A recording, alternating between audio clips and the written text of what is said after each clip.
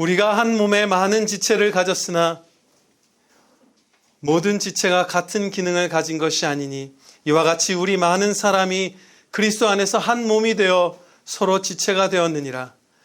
우리에게 주신 은혜대로 받은 은사가 각각 다르니 혹 예언이면 믿음의 분수대로 예언하라. 아멘.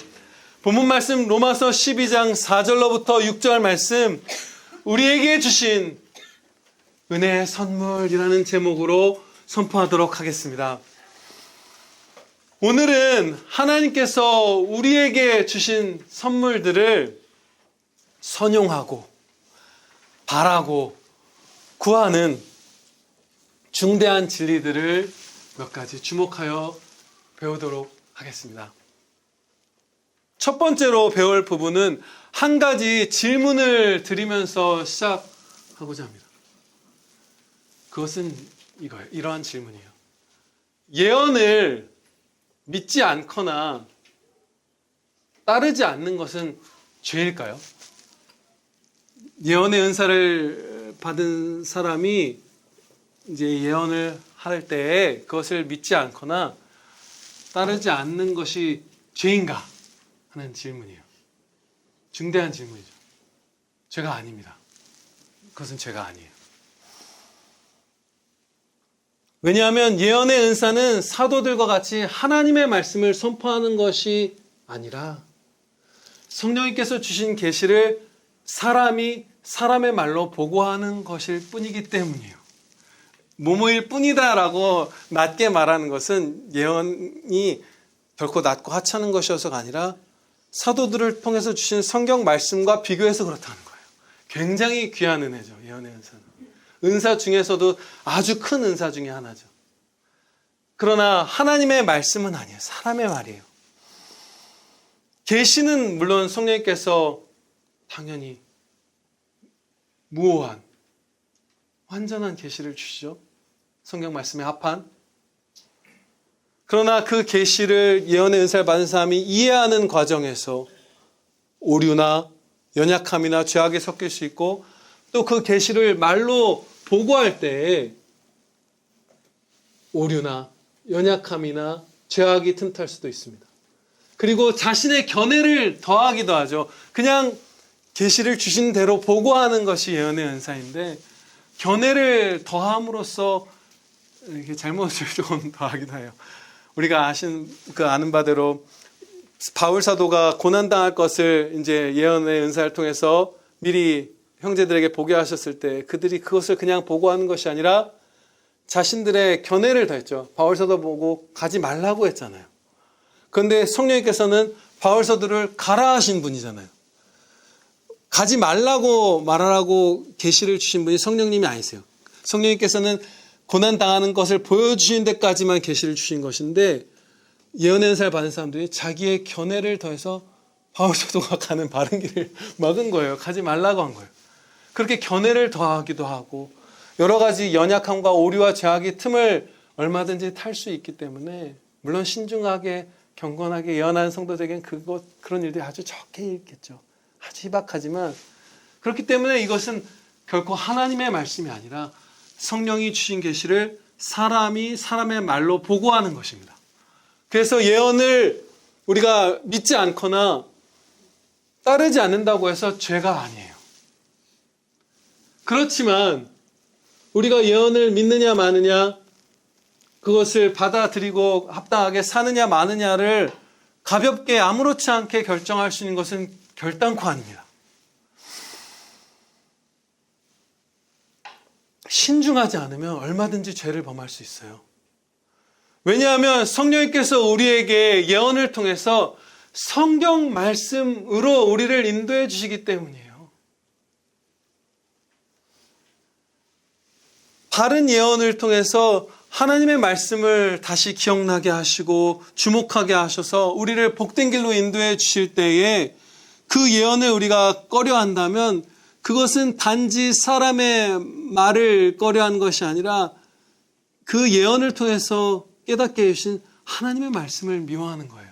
싫어하는 거예요. 꺼려하는 거예요. 불순종하는 거예요. 그래서 예언 자체가 하나님의 말씀이 아니고 예언을 믿지 않거나 거스른다고 해서 따르지 않는다고 해서 죄는 아니지만 참된 예언이 하나님의 말씀으로 우리를 권면할 때, 하나님의 말씀으로 우리를 인도할 때 그것을 우리가 거부하는 것은 이미 하나님의 말씀을 거부하는 그 단계에 들어선 거예요. 분명히 예언은 매번 분별하라고 하셨습니다. 예언하는 사람을 한두 차례 분별하라고 하신 게 아니라 신뢰할 수 있는 성도가 하는 예언도 예언마다 분별하라고 하셨어요. 저도 상당히 경건하고 상당히 오랜 신앙생활을 해온 분이 예언을 할 때 그 태도나 이런 것들이 좀 잘못되어서 굉장히 이렇게 마음이 힘들고 분별해야 됐던 적이 있어요. 예언하는 사람이 아니라 아무리 경건한 성도가 루터가 예언을 하더라도 스펄전 목사님이 예언을 하더라도 매번 분별하라고 하셨어요. 그렇다는 얘기는 결코 예언은 하나님의 말씀이 아니라는 것이죠. 거듭 강조하자면 사람의 보고예요. 계시에 대한, 성령님의 계시에 대한. 그렇지만 내가 어떤 예언을 받아들이기를 믿기를 꺼려할 때 그것이 예언 자체의 어떤 흠과 죄악 때문에 합당한 판단을 내리는 것인지 성경 말씀으로 분별한 판단인지 아니면 참된 예언인데 그 예언이 나에게 보게 하는 그 예언을 통해서 찌르고 들어오는 것이 강해진 하나님의 말씀을 내가 꺼려하는 것인지 정직하게 분별하여야 합니다. 하나님의 말씀은 우리가 받아들여야 해요. 반드시. 이제 두 번째 부분으로 나아가도록 하겠습니다. 어떤 구체적인 일을 하라고 지시하는 예언은 극도로 경계하시기 바랍니다. 뭘 해라, 뭐 이거 어디로 가라, 뭐 누구를 만나라, 뭐 여러 가지 아주 구체적인 지시를 하는 예언들, 그것을 극도로 조심하시기 바랍니다. 예언은 덕을 세우며 권면하며 위로하기 위한 것이라고 하나님께서 가르쳐 주셨지 지시를 하거나 구체적인 길을 정해주기 위한 것이라고 말씀하시지 않았어요. 웨인 그루뎀이라고 이제 미국에 이제 현재 활동하는 개혁주의 신학자분이에요. 이분은 이 예언의 은사에 대한 아주 많은 하나님의 말씀을 깨달은 분이에요. 근데 이분이 개혁주의 전통하고는 좀 다르죠. 그러나 이 예언의 은사를 교회에서 많이 선용해 본 그런 경험이 있는 그 교회 지도자분들을 많이 만나서 얘기를 듣고 책을 읽고 하면서 그들의 말을 인용해서 자기의 책에 많이 적어놓은 것이 있어요. 그런데 공통적으로 그 예언의 은사를 많이 경험해 본 그런 교회 지도자분들이 공통적으로 경고하고 거듭 경고하는 것이 있습니다. 구체적인 일을 무언가를 하라고 지시하는 예언을 극도로 조심하라. 경계하라. 그것을 구하거나 그것을 따르거나 그것을 말하거나 하는 모든 일에 있어서 말할 수 없는 조심성으로 조심하고 경계하지 않으면 그야말로 거의 대부분 이건 잘못된 것이라고 생각하면서 진짜 경계태세를 발동하지 않으면 교회가 얼마나 심하게 상하는지 그것을 다 한 목소리로 경고해요.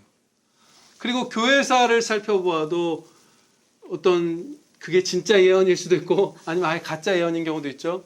아무튼 예언에서 아예 못 받은 사람 혹은 받은 사람이 이상하게 하는 거든 뭐든지 간에 삶의 어떤 결정들마다 막 지시를 받으려 하고 그렇게 예언을 통해서 답을 구하려고 했을 때 상하지 않은 형제들이 없어요.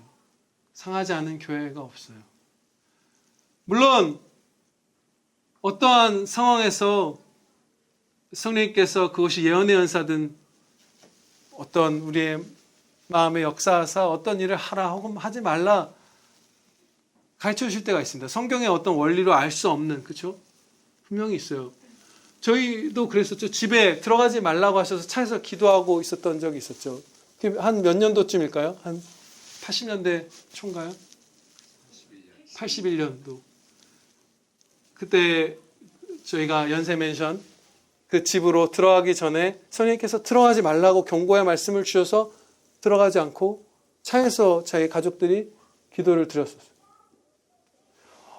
네? 네, 맞습니다. 저는 나이도 전이에요. 82년생이에요. 81년 얘기예요. 그런데 그리고 나서 한참 뒤에 기도하고 집으로 들어갔을 때 침입자가 들어와서 집을 막 부숴놨던 쥐가 있으면 막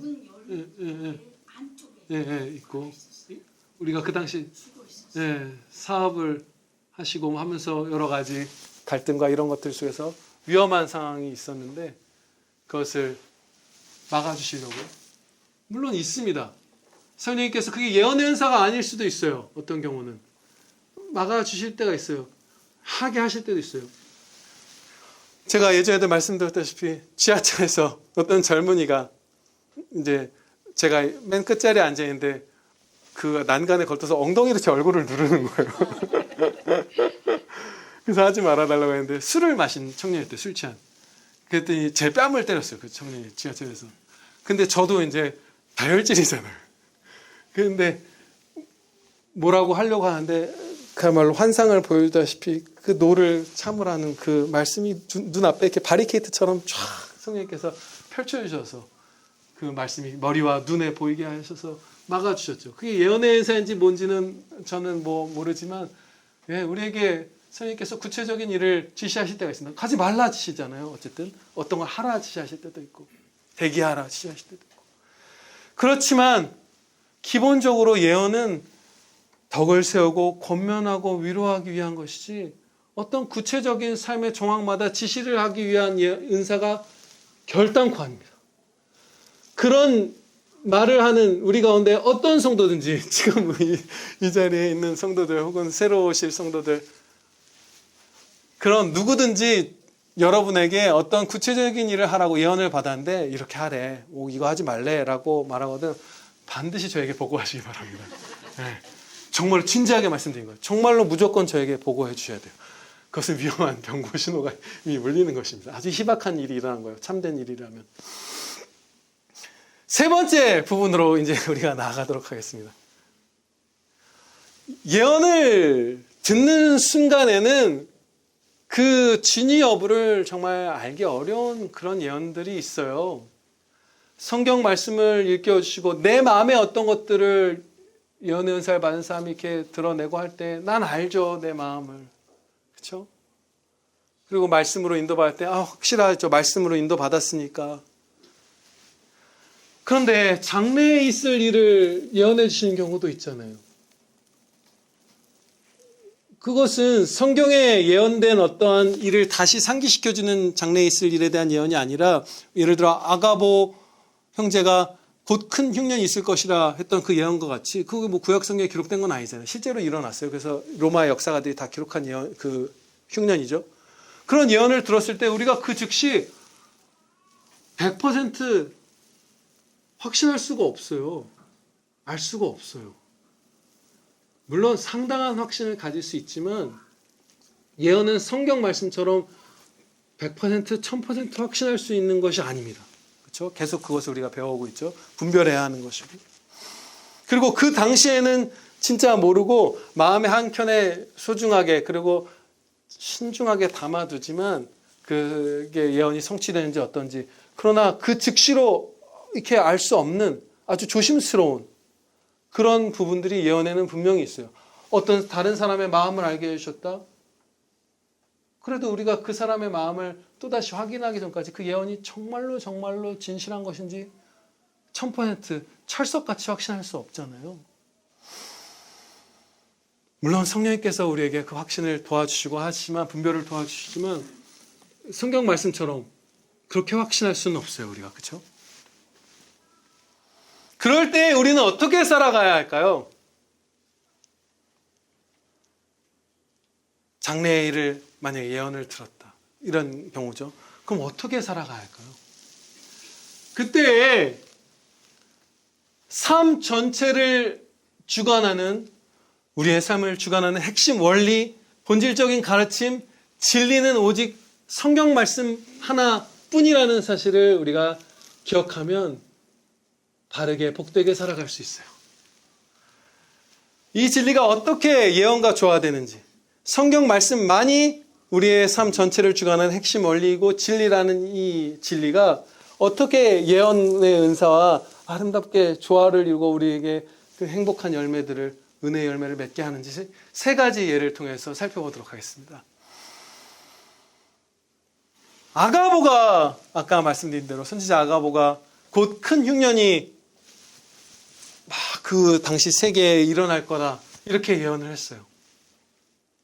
그 예언을 들은 교회는 안디옥 교회였어요. 안디옥 교회 성도들이 들었죠. 그 안디옥 교회 형제들은 어떻게 행동했을까? 그것을 우리가 주목하는 것이 필요합니다.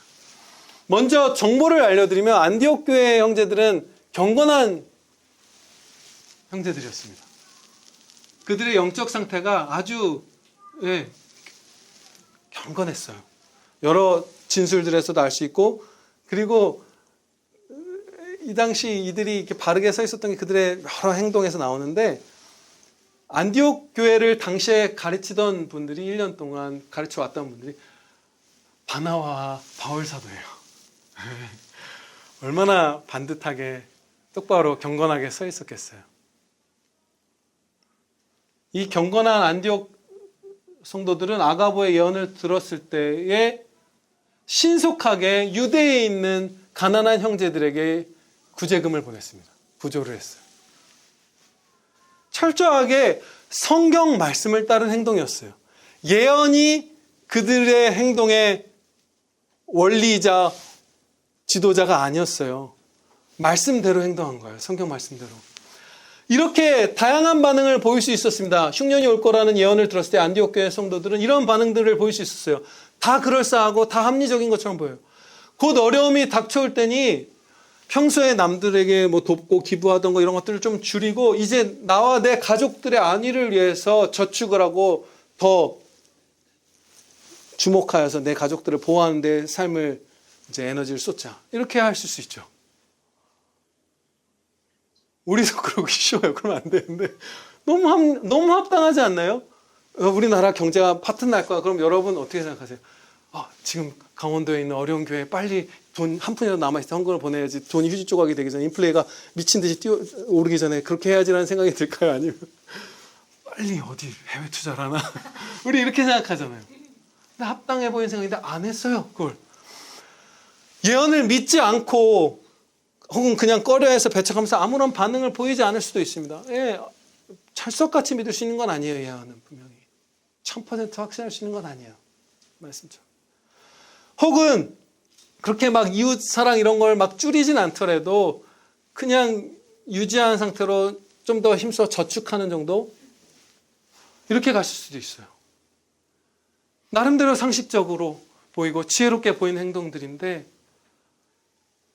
한 예언에 대해서 이렇게 다양한 반응이 있을 수 있는 거예요. 그런데 안디옥 교회 성도분들이 선택한 그 길은 성경 말씀에서 배운 길이었습니다. 예언을 따라서 예언이 왕좌이고 예언이 나의 삶을 비추는 것이 아니라 예언 가운데에 예언을 앞서서 예언을 마주할 때 성경 말씀으로 그 예언을 분별하고 성경 말씀대로 반응했던 것이에요. 성경 말씀을 순종했던 것이에요. 그래서 그 형제들은 어떻게 했죠? 흉년이 이제 곧 왔을 때 자기들보다 더 위태로운 상황에 처할 가난한 형제들을 위해서 지금 손에 있는 걸 바로 보낸 거예요. 내가 지금부터 모아서 좀 더 모이면 보내야 되겠다. 이런 거 안 했어요. 그건 자존감이잖아요. 하나님께서 절대로 금하신 것. 네가 어디 가서 1년 동안 일해서 수익을 얻을 것이라 어떻게 자랑하냐. 네 생명이 잠깐 보이다가 사라진 안개니라. 네가 내일 살아있을지 죽었을지도 모르는데 내가 이제 흉년이 오기까지 한 6개월은 남았겠지. 추수철이 현재니까. 그럼 그때까지 나 뭐 거래도 하고 상업도 하고 해서 돈을 모아서 이만큼 모을 수 있을 거야. 그럼 그때 유대에 있는 형제들, 가나안 형제들한테 보내야지. 어떻게 확신하느냐? 네가 내일 죽을 수도 있고 내일 병날 수도 있는데. 그래서 말씀을 배운 대로 여러 말씀들을 겹겹이 지금 배운 대로 한 거예요. 지금 손에 있는 걸 나보다 지금 가난한 형제들에게 바로 보낸 거예요. 성경 말씀 여러 말씀들에 쫙 비추임을 받아서 그 여러 말씀들 앞에 다 무릎 꿇고 그대로 성경 말씀대로 순종한 거예요. 행동한 거예요. 이렇게 하면 만약에 아가보 선지자가 했던 예언이 그가 착각을 한 거여서 혹은 뭐 어떤 이유로 성취되지 않았을지라도 그 안디옥 교회 성도들에게 어떠한 문제가 있나요? 성경 말씀을 따라 살았기 때문에 아무런 문제가 없어요. 그들은 담대하게 가난한 형제들을 도왔을 뿐이에요. 최고죠. 그런데 만약에 구제금을 끊고 해외 투자를 하고 인플레가 오기 전에 휴지 조각 되기 전에 부동산 사두고 뭐 이런 걸 했으면 어떻게 되는 거예요? 죄를 범한 거예요. 마음의 그 좁음을, 냉랭함을 뿜어낸 거예요. 성경 말씀대로 살면 혹여 그 예언이 가짜 예언이었을지라도 우리가 그것에 분별을 못하고 속았을지라도 내가 오직 성경 말씀대로 살았다면 그 행복은 복된 거예요. 죄악이 아닌 거예요.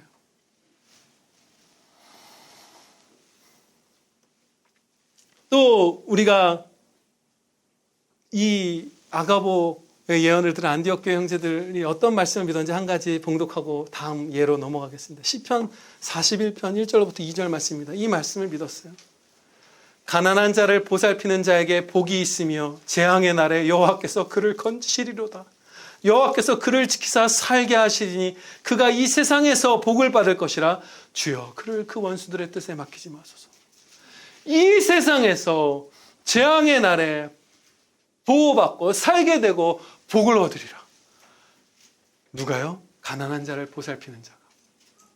그거대로 불가능해 보이는 일이죠. 사람의 지혜를 역행하는 일이죠. 그러나 이대로 안디옥 교회 형제들을 행했던 거예요. 그리고 은혜를 입는 거예요. 그리고 은혜를 입는 거예요. 그리고 이제 이 아가보의 예언에서 또 다른 부분을 생각해 봅시다. 예언이 성취된 시점에서 우리에게 은혜가 또 밀려와요. 성경 말씀처럼 예언의 은사를 통해서 주어진 어떤 것들을 우리가 100% 1000% 확신할 수는 없다 할지라도 그것을 마음에 신중하게 붙들었을 때 그 예언이 성취되는 것을 그 목격할 때 정말로 하나님께서 세상을 완전하게 통치하시는 주권자이시구나. 절대적 주권자이심을 우리가 보게 됩니다. 정말로 흉년이 일어났을 때 곧 그 세계 정말로 하나님께서 완전하게 세상을 주관하시는구나 아는 거예요. 성도들의 믿음이 예언의 성취를 통해서 커지는 거예요.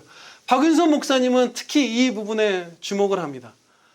예언을 어떻게 우리가 장래에 있을 일에 대한 예언 이런 것들을 100% 확신하냐 이것보다도 그 예언을 신중하게 마음에 두고 살았을 때 그 예언이 성취될 때 우리의 믿음이 이렇게 성장하는 은혜를 입는 것. 그렇죠? 다시금 하나님의 영광을 주목하게 되는 것. 그런 일들도 일어나는 거예요.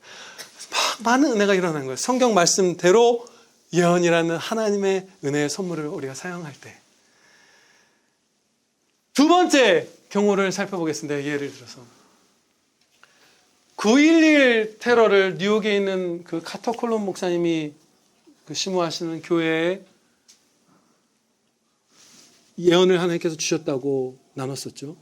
그 원로 목사님이 예언의 은사를 받으셔서 머지않아서 뉴욕에 어마어마한 그 큰 환란을 주실 것이라는 것을 예언을 받고 이 예배당에 모여서 그 자리를 떠나지 못하고 회개하고 자비를 구하고 그리고 믿음을 용기를 주시길 바라서 어떤 환란이 닥치든지 이제 용기 있게 이웃들과 형제들을 섬기러 달려나가도록 준비시키시고 그 환란이 터졌어요. 그리고 그 교회에 속한 성도들 중에서도 많은 분들이 그 9.11 테러로 소천하셨다고 하죠.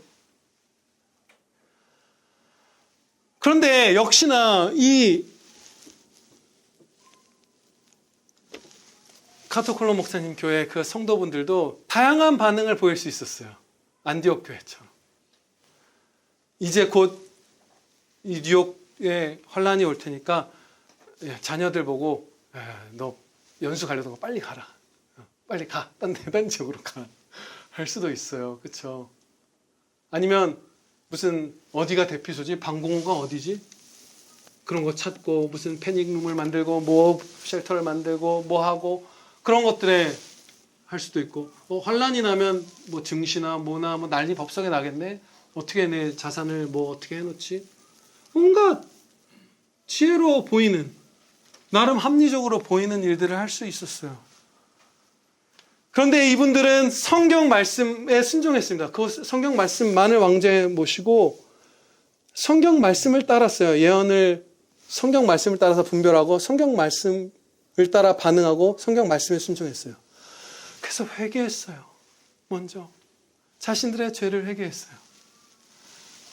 그리고 그 뉴욕에 있는 형제들, 그러니까 다른 지교회 형제들을 위해서 기도드리고 뉴욕에 있는 불신자 이웃들을 위해서 기도드렸어요. 그리고 어떠한 환란이 언제 닥치든지 도망쳐서 방공호에 숨는 게 아니라 거리로 나가서 한 사람의 이웃의 영혼이라도 구원하고 한 사람의 이웃과 형제의 육신이라도 안전하게 보호하기 위해서 달려나갈 하나님의 전신갑주를 차려입고 있었어요. 그리고 그 환란 때에 시민들을 구하는 소방관들과 경찰관들을 돕기 위해서 물과 식량과 이런 것들을 준비해서 그분들을 먹이고 다친 사람들을 위로하고 다른 지교회에 있는 형제들의 믿음을 북돋아서 격려하면서 그 예언의 은사를 통해서 덕을 세우고 위로하고 권면하고 그리고 이웃들을 보호하고 구원하는 일에 앞장섰어요. 이들이 따른 것은 무엇이죠? 이들은 어떤 핵심 원리, 핵심 가르침, 어떤 왕을 따른 건가요? 하나님의 말씀이에요. 예수님을 따른 거예요. 예언자를 따른 게 아니에요. 예언의 은사를 받은 사람을 따른 게 아니고 예언을 왕좌에 모신 게 아니라 성경 말씀을 왕좌에 모시고 따른 거예요. 그러면 마찬가지입니다. 9.11 테러가 일어나지 않았더라면 그 환란에 대한 예언이 거짓이었을지라도 착각이었을지라도 목사님이 너무 조금 잠시 착각한 거예요. 계시는 정확했으나 뭐 노년이시기도 했고 그랬어도 그게 문제가 되나요? 회개한 게 복이 되었고 이웃들을 위해서 기도드린 게 복이 되었고 하나님의 전신갑주를 입은 그 용감한 목숨도 아끼지 않고 형제들과 이웃들을 위해서 버리고자 하는 그 결심을 한 것이 복이 되었어요. 성경 말씀을 따를 때. 예, 예언 가운데 우리가 듣는 즉시 철석같이, 철석이 뭐죠? 바위와 쇠 같은 거잖아요. 그렇게까지 믿을 수 있는 그런 건 아니에요. 성경 말씀 같이. 내일 태양이 뜨는지 안 뜨는지보다 더 확실한 게 성경 말씀이잖아요. 예언은 그렇진 않아요. 분별해야 되는 것이에요. 사람의 보고예요.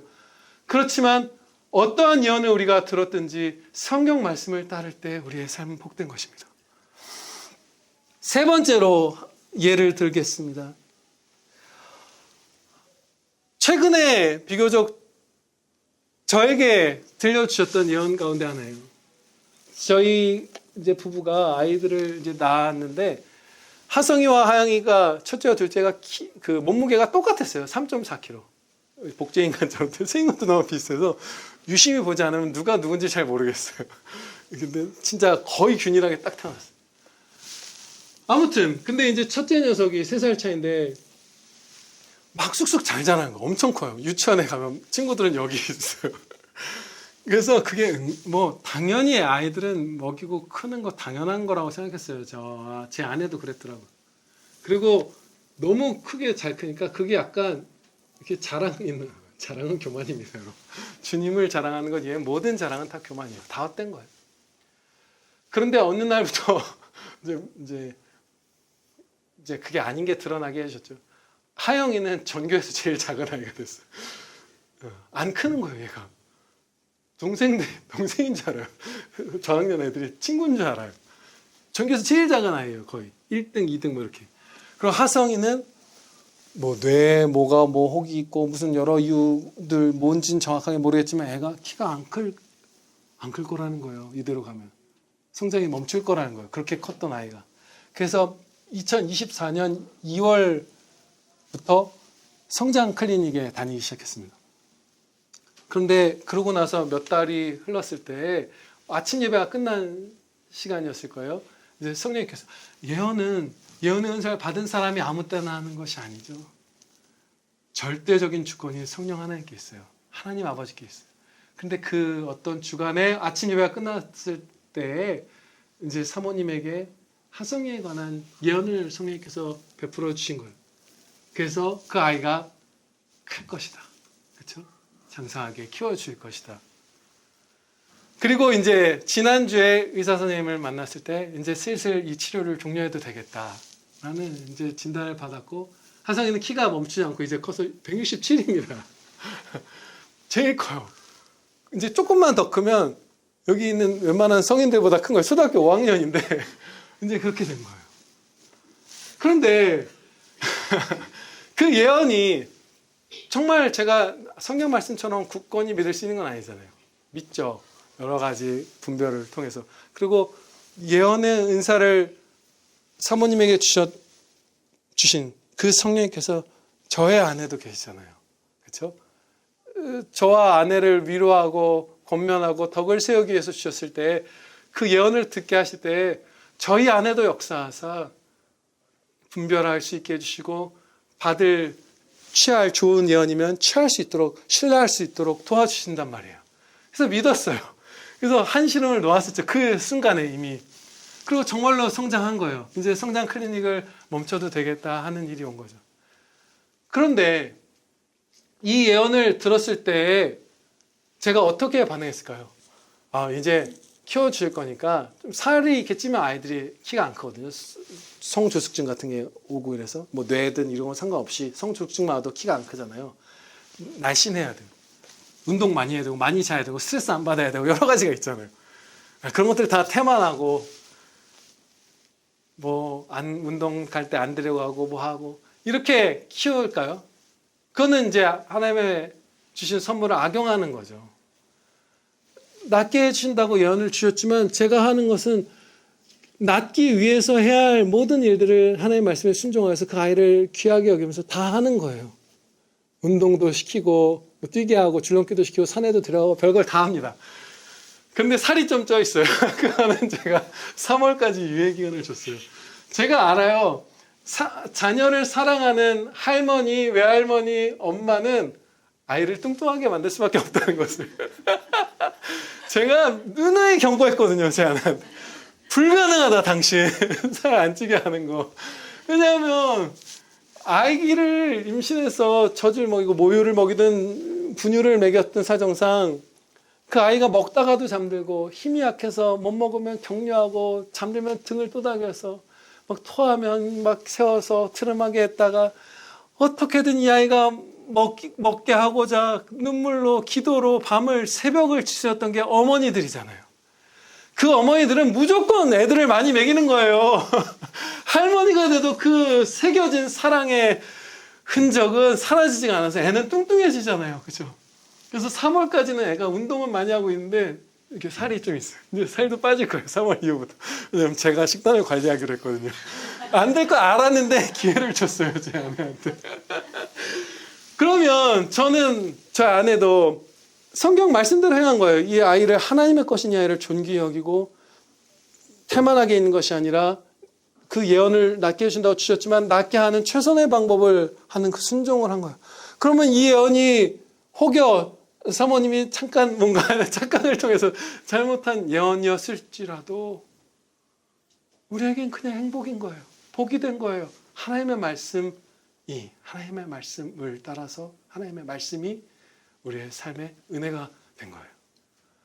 이처럼 예언은 늘 분별해야 하고 철석같이 바위처럼 쇠처럼 믿을 수 있는 것은 아니지만 장차 장래에 대한 예언 같은 것들은 혹은 우리가 즉시 확인할 수 없는 어떤 예언들은 후에 그 진위 여부가 100% 드러나겠지만 그 예언을 듣는 우리에게 성령님께서 분별할 도움도 주실 것이고 그리고 우리가 항상 하나님의 말씀을 따라서 살 때 우리에게는 반드시 은혜만 있습니다.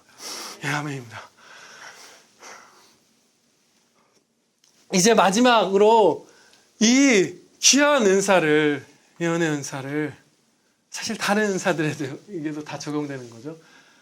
이제 우리가 구하기보다 그 이전에 더 선용하고 바라고 구하는 그 실천을 이제 주목하고 마치도록 하겠습니다. 먼저 첫째로 우리가 이제 예언의 은사를 선용하고 구하기 이 실천에 있어서 첫 번째로 할 일은 이미 내게 주신 은사들에 감사하는 것입니다. 예언의 은사든 섬기는 은사든 긍휼의 은사든 다스리는 은사든 무엇이든지 간에 여러분들 한 사람도 빠짐없이 은사가 다 있거든요. 다 교회의 한 지체로서 특히 또 이 우리가 시공간의 어떤 제약과 여러 가지 하나님의 섭리 가운데 이 평안교회 공동체가 주로 밀접하게 활동하잖아요. 그럼 이 안에서 서로 또 각자의 역할을 하면서 한 사람도 그죠? 없는 게 나은 사람이 어디 있어요? 또 하나님의 은혜의 선물들을 들고 우리에게 오지 않는 사람이 어디 있어요? 그죠? 다 복된 구석도 있죠. 한 명 한 명이 다 다른 개성으로 다 다른 지체로서 이 손톱같이 사랑스러운 사람도 있고 이 손가락처럼 도움이 되는 사람도 있고 막 온갖 사람이 다 있잖아요. 이미 받은 은사에 만족하며 감사드리는 것이 우리에게 최우선입니다. 저도 막 좀 그걸 잃었던 적이 있는 것 같아요. 이제 합신에 들어가서 글로나 눈으로나 너무 이렇게 풍성하게 하나님의 말씀을 많이 깨달은 이제 선배 목사님들을 보면서 나는 버러지 새끼고 나는 버러지고 내가 100년이 지나면 저 목사님 같은 그 지혜와 지식을 가질 수 있을까? 막 풍성하게 막 이게 약간 서럽고 서운하고 뭐 그런 생각들이 있었어요. 근데 그러면 안 돼요. 내가 만약에 태만해서 하나님의 말씀을 많이 모르는 거였다면 그 부분은 회개했습니다. 그리고 하나님께서 저에게 주신 어떤 그 은혜의 분량, 믿음의 분량, 은사의 분량이 있잖아요. 일단 그걸 만족하면서 행복하게 사용하고 감사드리는 거예요. 여러분에게 은사, 지금 주신 은사, 지금 맡겨주신 그 일들, 지금 교회 안에서 여러분이 할 수 있는 그 일에 이미 만족하고 있어야 돼요. 감사드리고 있어야 돼요. 이것은 은사, 예언의 은사만이 아니라 모든 은사에 적용되고 모든 은사만이 아니라 모든 삶에 적용됩니다. 아멘이요. 예를 들어서 이런 거예요. 예전에도 말씀드렸던 얘기지만 더 큰 집에 이사 갈 수 있어도 여러분이 그게 가능하고 순리대로 합당해서 이사를 가도 이사하는 날이라도 이사 가기 직전에라도 지금까지 살았던 이 집에 정말 만족하면서 감사드리셔야 그 넓은 집이 여러분에게 영적으로 유익이 되고 진짜 진실한 기쁨이 됩니다.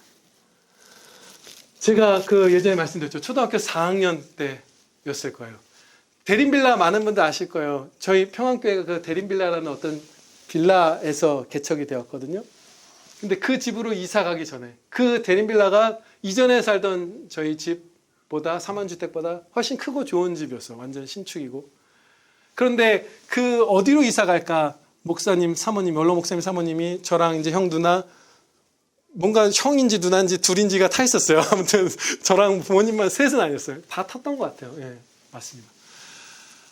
그 동네를 이제 밤에 차로 이렇게 골목마다 다니면서 어디로 가는 게 좋을까 이제 살펴보시고 마음으로 기도하시고 이러셨겠죠. 그러면서 하셨던 그 저녁의 말이 아직도 잊혀지지 않게 해주셨어요. 성령님께서 성경 말씀에 합당한 그 말을.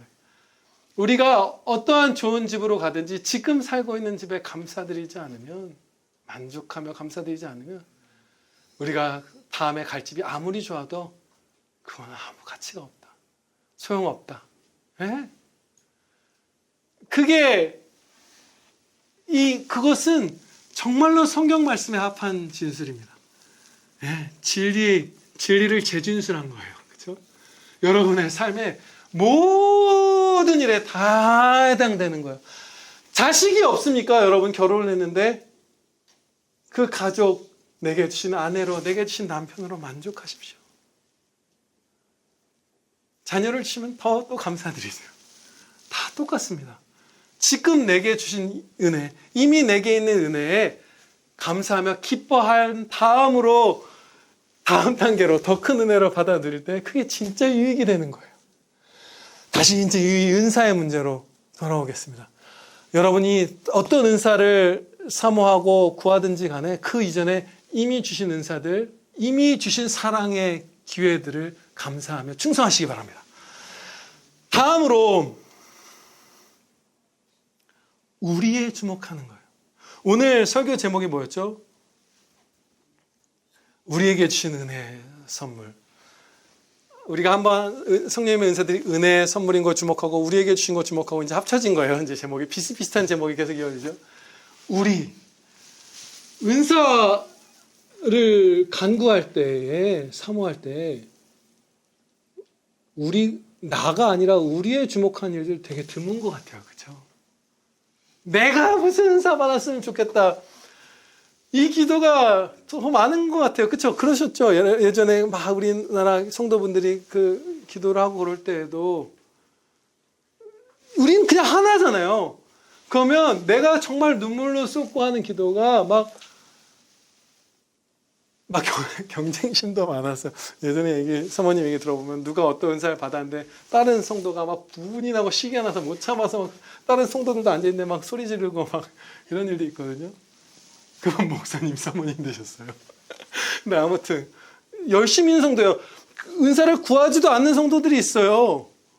근데 열심히 모여서 기도드리는 성도들도 막 내가 살아있는 거야. 나 그리스도 안에서 하나 되게 하신 것, 성령님이 이루어주신 사랑의 유기체, 평안의 매는줄로 하나 되게 하신 이 신비한 연합, 영원히 그리스도 안에서 한몸된 머리이신 그리스도의 한몸된 이 연합, 이것을 좀 망각하고 내가 중요한 거야. 내가 은사 받았으면 좋겠다. 내가 무슨 직분을 맡았으면 좋겠다. 나가 너무 살아있는 거예요. 저도 많이 그랬어요. 내가 말씀을 더 많이 알았으면 좋겠다. 물론 여러분들에게 말씀을 먹이기 위한 소원 항상 있었지만 우리를 위해서 기도했던 적이 없는 것 같아요. 성령님의 선물들을 이렇게 막 주시기를 별로 없는 것 같아요. 그 기도가. 그런데 우리를 위해서 기도해야 합니다. 우리에게 이미 주신 은사들을 잘 사용할 수 있기를 기도드리시고 우리에게 이미 주신 은사들을 더 풍성하게 주시기를 기도드리시고 그렇죠? 우리가 먼저 구할 것은 새로운 은사를 더해 주시기보다 이미 주신 은사들을 더 불타오르게 베풀어 주신 것을 구하는 게 더 합당합니다. 그게 먼저예요. 그렇죠? 지금 집사로서 어딘가 뭔가를 섬기고 하는 은사를 받았는데 막 내가 장로가 돼야지, 목사가 돼야지, 다스리는 은사를 주시옵소서, 지혜의 말씀의 은사를 주시옵소서, 그 은사를 더하는 것보다 그게 합당하다면 구하게 하실 텐데 그거보다 지금 하는 일을 더 잘하게 해주시기를 구하는 게 먼저예요. 아무리 작아 보이는 일일지라도 정말 가서 몇 마디 말로 우리 사랑자매님 안 계시네요. 되게 유머러스 하잖아요. 사랑자매님이 이렇게 와서 격려할 때 되게 힘이 나고 사랑스러울 때가 있어요. 그러면 그거 일단 아버지 이거 정말 잘할 수 있게 해주세요. 제가 요즘에 진짜 뭔가 따뜻한 그 언니 같은 느낌이 있거든요. 재밌고 이미 주신 걸 선용할 수 있기를 기도드리는 거예요. 그리고 이제 우리에게, 우리 각 사람에게, 우리 평안교회, 우리 한국교회, 우리 세계 모든 영원한 주님의 교회에 유익한 은사들을 주시기를 이제 기도드리는 겁니다. 네, 확실하게 알 수 있는 건 있죠. 예를 들면 장로님이 계신다. 그러면 다스리는 은사를 주시기를 기도하는 게 아마 합당할 거예요. 그 직분에 맞는 은사. 주셨다면 더 주시기를. 목사가 있으면 가르치는 은사를 주시기를. 그리고 지혜의 말씀의 은사, 지식의 말씀의 은사를 주시기를 여러분들은 여러분의 진짜 여러분 자신의 일로서 구해 주셔야 돼요. 저를 위해서 구해 주세요. 나를 위해서 구해 주세요. 나라는 건 저와 여러분을 합한 우리입니다. 우리가 나가 우리예요. 우리가 나예요. 그렇죠? 그리고 생각하는 거예요. 어떤 형제에게 어떤 은사가 합당하고 필요하다. 어떤 직분과 그가 맡은 일에 있어서 뭐 무슨 교회 안에 조직이 생길 수도 있고 여러 가지가 할 수 있죠. 그럼 그것을 지혜롭게 하는데 필요한 은사들을 주십시오. 그렇죠? 성현주 집사님이 아이들을 잘 가르치는 은사를 주십시오. 그리고 우리가 몰라요. 성령님께서는 다 그 주권대로 지혜롭게 주시지만 우리는 사실 모릅니다. 누구에게 어떤 은사가 얼만큼 필요한지 몰라요. 잘 모르는 부분이 그만큼 한도 끝도 없이 많이 있어. 아는 부분이 이만큼이고. 그럼 모르지만 구할 수 있죠. 아버지, 저희 교회에 하나님께서 하나님의 뜻대로 하나님의 때에 하나님이 택하신 은사를 하나님이 택한 자에게 하나님이 정하신 그 분량만큼 주시는데 막 은혜 많이 주세요. 네? 선물 많이 내려주세요라고 구하는 거예요.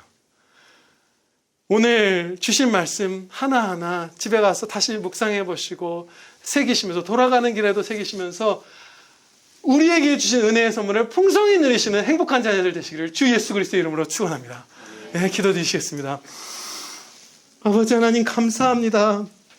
저희가 하나님을 기뻐하며 두렵고 떨림으로 아버지 이 주신 은사들을 선용하게 하옵시고 서로를 사랑함으로 이 은사들을 오직 사랑으로 하나님 사랑, 형제 사랑, 이웃 사랑으로 사용하게 하여 주시옵고 이미 주신 은혜들을 감사드리며 또 하나님의 이 은혜의 선물들을 어린아이처럼 구하고 바라고 사모하고 열렬히 사모하고 또 그 은혜를 주셨을 때 오직 하나님께 정직하게 영광 돌리며 충성되게 이 은사들을 사용하며 사랑하는 찬양 드리는 행복한 평안교회 되게 하옵시고 그러한 한국교회의 한 지체 되게 하옵시고 그러한 세계교회의 한 지체 되게 하여 주시옵소서.